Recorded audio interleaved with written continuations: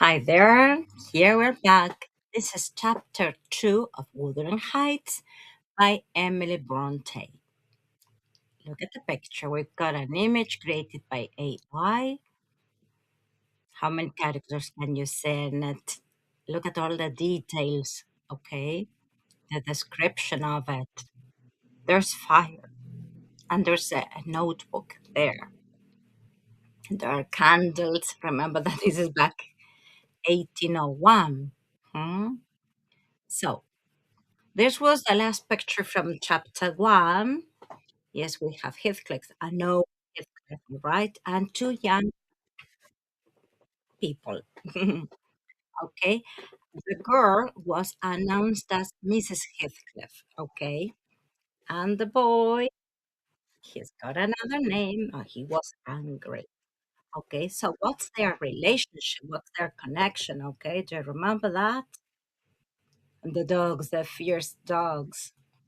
Now, this is what we saw the previous chapter. Lockwood, yes, appearance. This was chapter one. Now we jump onto chapter two, and it's called Catherine Earnshaw's Room. Okay, and the story starts like this. Quiet, whisper, whispered the housekeeper as we climbed up the dark stairs. My master will be angry if he discovers which bedroom you're sleeping in. For some reason, he doesn't want anyone to sleep there. I don't know why. There are strange people in this house. Here's the room, sir. But I was too tired to listen. Thank you, Scylla, I said, and taking the candle, I entered the room and closed the door. The only piece of furniture in the large, dusty bedroom was a bed placed next to the window. There were heavy curtains which could be pulled around it to hide the sleeper from anyone else in the room. Looking inside the curtains, I saw a little shelf full of books just under the window. I put my candle down on the shelf and dropped thankfully onto the bed. Remember that he had been attacked by the dogs, okay, and he fell and it was very cold. Well, I closed the curtains around the bed and felt safe from Heathcliff and everyone else at Wuthering Heights. I noticed that there were names written on the wall in childish handwriting. Catherine Earnshaw, Catherine Heathcliff, and Catherine Linton. Then I fell asleep. But I was woken very suddenly by a smell of burning. My candle had fallen onto a Bible on the shelf and was burning it. When I opened the Bible to see if it was damaged, I found that wherever there was an empty page or half a page, someone had written on it. And on the first page was written as well Catherine Earnshaw's Diary, 1776. Who was the girl who had slept in this bed, written her name on the wall, and then written her diary in the Bible 25 years ago? I read it with interest. How I hate my brother Hindley, it began. He is so cruel to poor Heathcliff. If only my father hadn't died while he was alive. Heathcliff was like a brother to Hindley and me. But now Hindley and his wife Frances have inherited the house and the money, and they hate Heathcliff. That horrible old servant Joseph is always angry with Heathcliff and me because we don't pray or study the Bible. And when he tells his master, Hindley, always punishes us. I can't stop crying. Poor Heathcliff. Hindley says he is wicked and can't play with me or eat with me anymore. My eyes were beginning to close again and I fell asleep. Never before had I passed such a terrible night. disturbed by the most frightening dreams. Suddenly, I was woken by a gentle knocking on the window. It must be the branch of a tree, I thought, and tried to sleep again. Outside, I could hear the wind driving the snow against the window, but I could not sleep. The knocking annoyed me so much that I tried to open the window.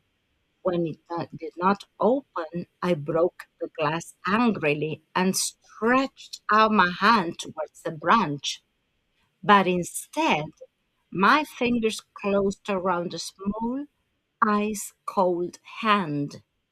It held my hand tightly, and a voice cried sadly, "Let me in! Let me in!" "Who are you?" I asked, trying to pull my hand away. "Catherine Linton," it replied. "I've come home. I lost my way." There seemed to be a child's face looking in at the window. Terror made me cruel. I rubbed the creature's tiny wrist against the broken glass so that the blood poured down onto the bed. As soon as the cold fingers let go for a moment, I pulled my hand quickly back by the pile of books in front of the broken window and tried not to listen to the desperate cries outside. He put the pile, yes, of course. "Go away," I called. "I'll never let you in. Not if you go on crying for 20 years. "It is almost 20 years," replied the sad little voice. "I've been out here in the dark for nearly 20 years." The hand started pushing through the window at the pile of books, and I knew it would find me and catch hold of me again. Unable to move, I stared in horror at the shape behind the glass and screamed. There was rapid footsteps outside my bedroom door, and then I saw the light of a candle in the room. "Is anyone there? Is anyone here?" whispered Heathcliff. He could not see me behind the curtains, and clearly did not expect an answer. I knew I could not hide from him, so I opened the curtains wide. I was surprised by the effect of my action. Heathcliff dropped his candle and stood without moving, his face as white as the wall behind him. He did not seem to recognize me. "It's only your guest, Lockwood," I said. "I'm sorry, I must have had a bad dream and screamed in my sleep." "To the devil with you, Mr. Lockwood," growled my landlord. "Who allowed you to sleep in this room? Who was it?" "It was your housekeeper, Mr. Heathcliff," I said, quickly putting on my clothes.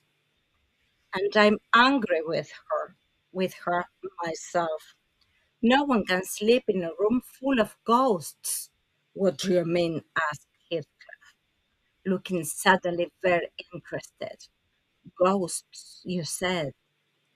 That little girl, Catherine Linton or Earnshaw or whatever her name was, must have been wicked. She told me she'd been a ghost for nearly 20 years. It was probably a punishment for her witness." "How dare you speak of her to me?" cried Heathcliff wildly.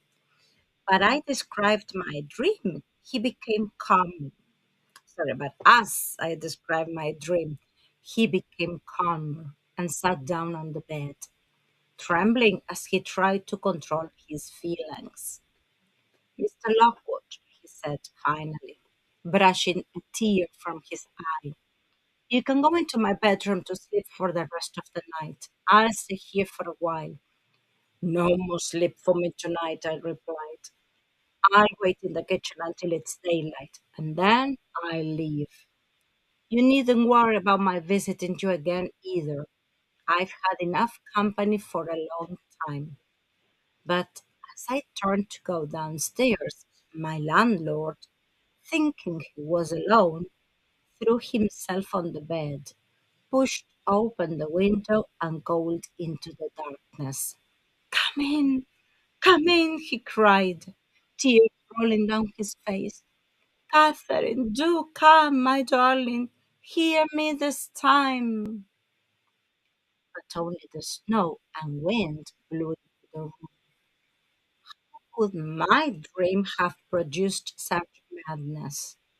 I could not watch his suffering anymore. I went downstairs.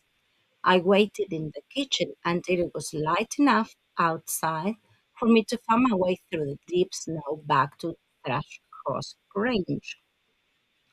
The housekeeper there, Ellen Dean, rushed out to welcome me home. She thought I must have died in the previous night's snowstorm. With a warm fire and a hot meal, I began to recover from my unpleasant experiences. After my stay at Wuthering Heights, I thought I would never want to speak to any human being again. But by the end of the next day, I was beginning to feel lonely, and I decided to ask Mrs. Dean to sit with me after supper. How long have you lived in this house? I asked her. 18 years, sir. I came here early in 1783 when my mistress was married to look after her. And when she died, I stayed here as a housekeeper. Who was your mistress? I asked. Her name was Catherine Earnshaw, she replied. Oh, my ghostly Catherine, I muttered quietly to myself. She married Mr. Edgar Linton, a neighbor, added Mrs. Dean. And they had a daughter, Cathy, who married Mr. Heathcliff's son. Oh, and so that must be the widow, young Mrs. Heathcliff at Wuthering Heights. That's right, sir. Did you see her? I looked after her as a baby.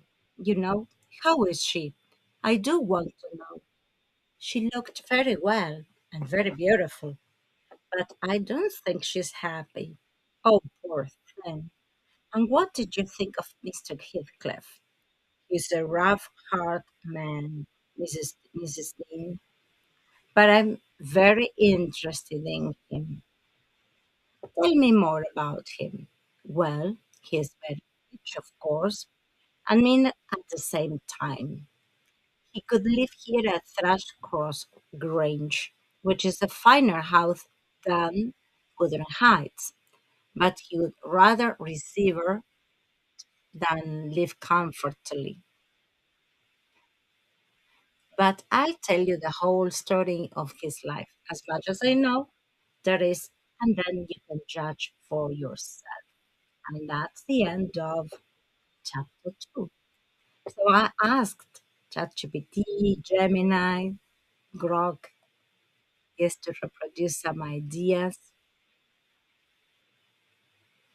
What do you think? There's another one here. This is not fully complete because remember that the one at the very beginning was very clear here, yes, with the curtain covering the bed, their names written on the wall and the diary burning, yes, and the window. Well, did you like it? Hmm? Is it good? The story interesting? If you've never read it before, well, there's a lot to tell you. Hmm? What about the characters? Well, how do you think? Remember that this was in the 1800s, so we have to picture the style in those days, all right? There were very few neighbors, big houses, okay, cold houses, and outside was snowing on the moors. Look at the window here. You can see the snow from the window. All right. Well, I hope you enjoyed chapter 2. Keep on reading it. Yes. And let's see. We'll have some debatable questions as well. Bye bye.